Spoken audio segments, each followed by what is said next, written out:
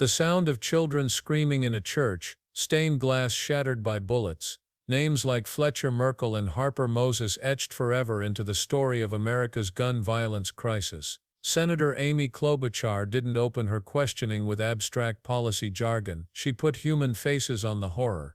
She read names, recounted lives cut short, and then turned directly to the FBI director with a simple demand: will you finally act? Will there be support for an assault weapons ban, stronger background checks, action on ghost guns, or will this all just be another hearing where nothing changes, while families keep burying their kids? That is where this story begins. Klobuchar's words weren't just statistics, they were memories of neighbors and friends. Mr. Chair, we have seen too much political violence in this country.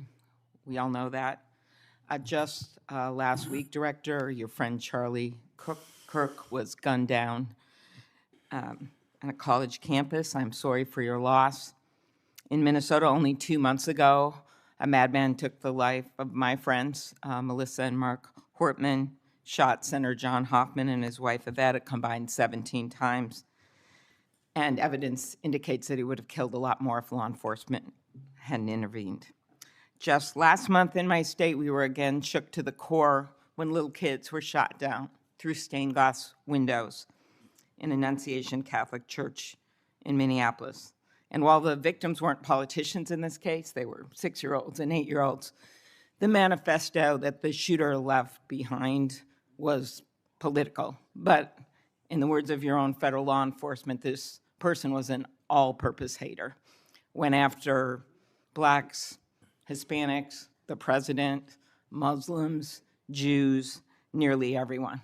And this happened during the first Mass of the year for these kids. They were excited to see their friends, meet their new teachers, and 2 children, 8-year-old Fletcher Merkel, 10-year-old Harper Moisky, were murdered. 21 other people injured, some of the kids, 18 kids, severely. Fletcher was just starting 3rd grade. He loved his family, his friends. He loved fishing and cooking. In his dad's words, any sport he was allowed to play. Harper, the other child, we celebrated her life this Sunday, thousands of people. Her parents described her as bright, joyful, and a deeply loved 10-year-old whose laughter, kindness, and spirit touched everyone that she knew. We've heard the words of young children who were saved because 12-year-olds laid on top of them, or a kid with disabilities who was paralyzed, whose teacher pulled him out of the wheelchair, threw him under the pew, and laid on top of him. We do thank the local FBI director and the local U.S. Attorney's Office for their work in both of these cases, the Hortman case and this. But I did want to focus on one local law enforcement moment that I'm not sure has made with all the news going on in Minnesota.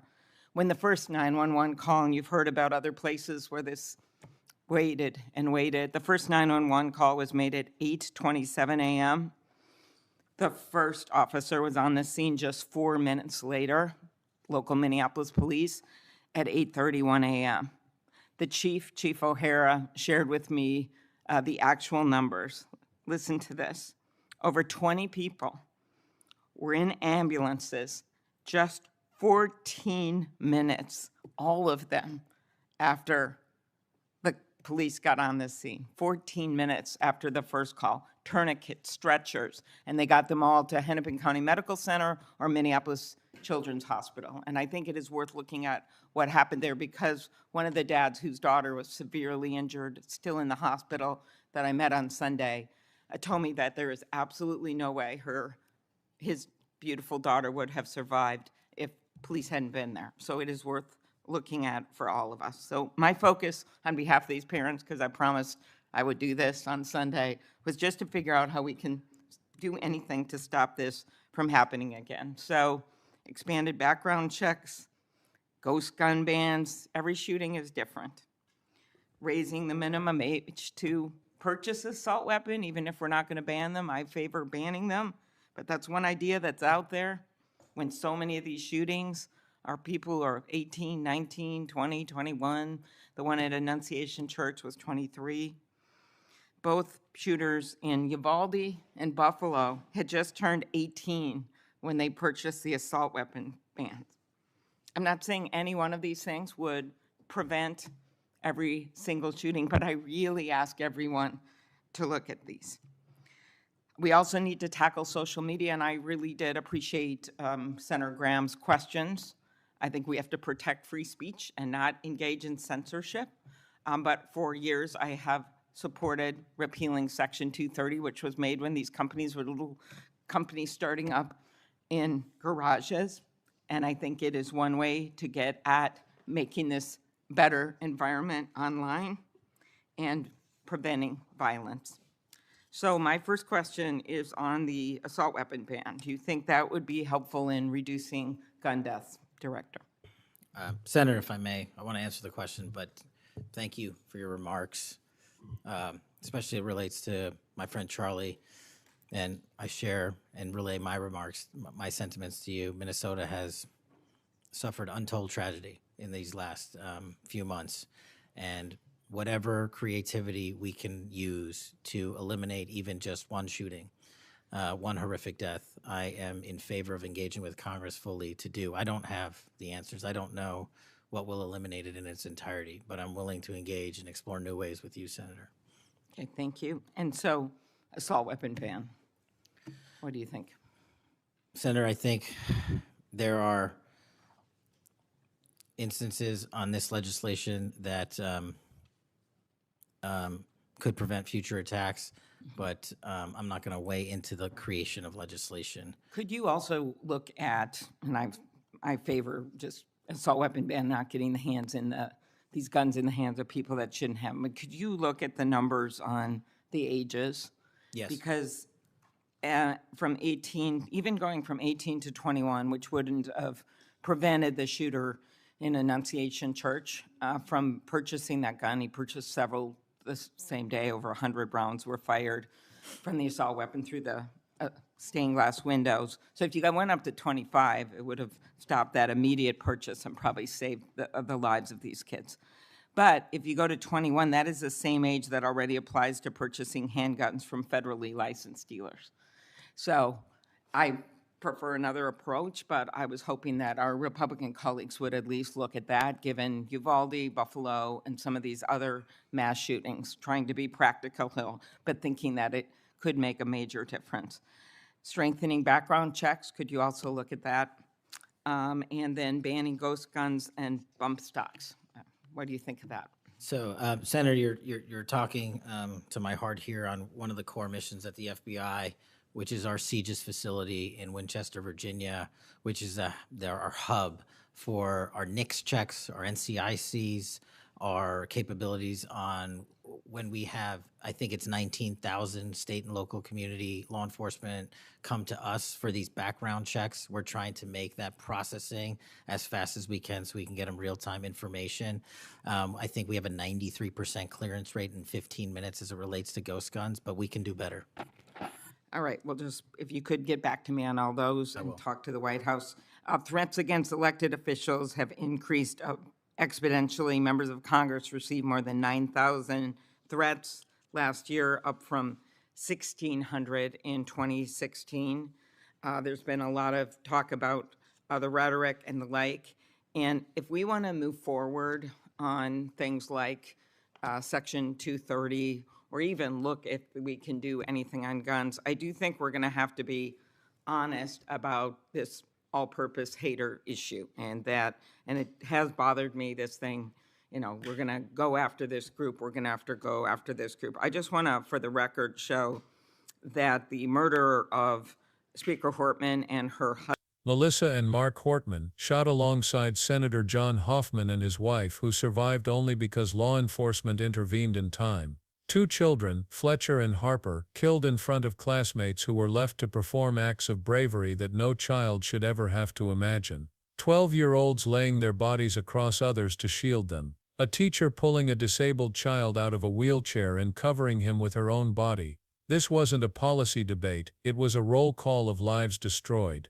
And it set the stage for a question that demanded honesty. How many more of these stories before something changes? When Klobuchar turned to Director Patel, she asked directly, "Do you support an assault weapons ban? Stronger background checks, bans on ghost guns?" There was no space for abstractions here. This was about immediate practical choices. Patel gave the kind of careful answer you expect from someone trying to avoid political landmines. He said he would engage, he said he didn't have all the answers, but he avoided outright commitments. For the families who had just buried children, those words felt too thin.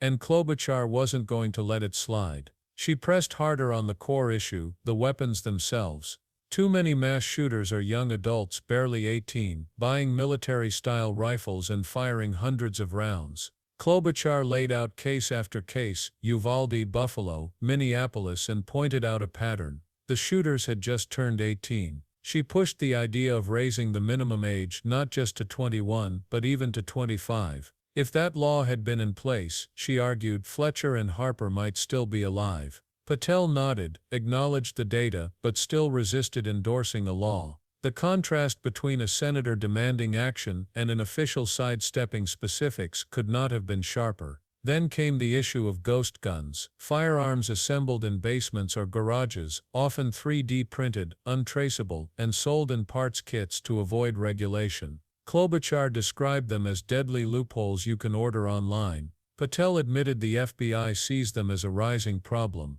He pointed to data showing thousands of ghost guns appearing in crime scenes, and he promised that the Bureau's background check systems were working at a 93% clearance rate. But Klobuchar cut to the heart of it. Speed isn't the problem, it's completeness. Too many gaps in reporting, too many sales slipping through unregulated, too many tragedies caused by weapons that law enforcement can't even trace. She then shifted to background checks, one of the most widely supported reforms in the country. The FBI runs them, but Klobuchar pressed on the fact that private sales and online loopholes let dangerous people avoid them entirely. Patel conceded that without universal checks, no system could ever be airtight. That moment revealed a truth many politicians dodge: the laws on the books are only as strong as their weakest loophole. And right now the loopholes are big enough to drive a truckload of weapons through. But Klobuchar didn't stop at guns. She turned her fire toward the digital world where so many of these shooters are radicalized. She pointed at Section 230, the decades-old law that shields tech companies from liability for user content, saying it was written when these platforms were little companies in garages. Now, she argued, those protections allow billion-dollar companies to recommend hate-filled content, radicalize vulnerable young men, and profit from the clicks. Her stance wasn't about censorship, it was about accountability. Patel admitted that much of the radicalization is linked to loose groups overseas, but even he acknowledged the domestic consequences are very real. In one of the most chilling but important moments, Klobuchar reminded the committee that not every tragedy ends in as much loss as it could. She described how Minneapolis police responded within 4 minutes of the first call at Annunciation Church, and how in just 14 minutes, ambulances were moving over 20 victims to hospitals. Parents told her flatly, if not for that speed, their children would be dead. Klobuchar's point was clear: prevention is critical, but when prevention fails, local coordination and emergency medical response are the difference between dozens of funerals and survivors who get another chance at life. Then came the harder truth, the politics. Klobuchar cited the skyrocketing threats against public officials, over 9,000 last year, compared to 1,600 less than a decade ago. She warned against framing this violence as a left versus right issue, noting that extremists have targeted people across the spectrum, from lawmakers to Planned Parenthood to Catholic churches. But she also cited data that cannot be ignored. A majority of recent deadly political violence has come from the far right. She asked Patel to push the White House and his own agency to treat the rhetoric honestly and stop the blame game. Patel promised to convey that message. What Klobuchar achieved in this hearing was powerful. She took something that's usually reduced to slogans, gun control, background checks, Second Amendment, and put names, faces, and numbers on it. She showed that reform isn't about ideology, it's about survival. She linked the story of Fletcher and Harper to the question of whether an 18-year-old should be able to buy hundreds of rounds on the same day. She tied ghost guns to the reality of anonymous weapons flooding crime scenes. She connected social media policies to the radicalization pipeline that turns online hate into real-world slaughter. This is the conversation America has been avoiding for too long. It's easier to talk about politics than people.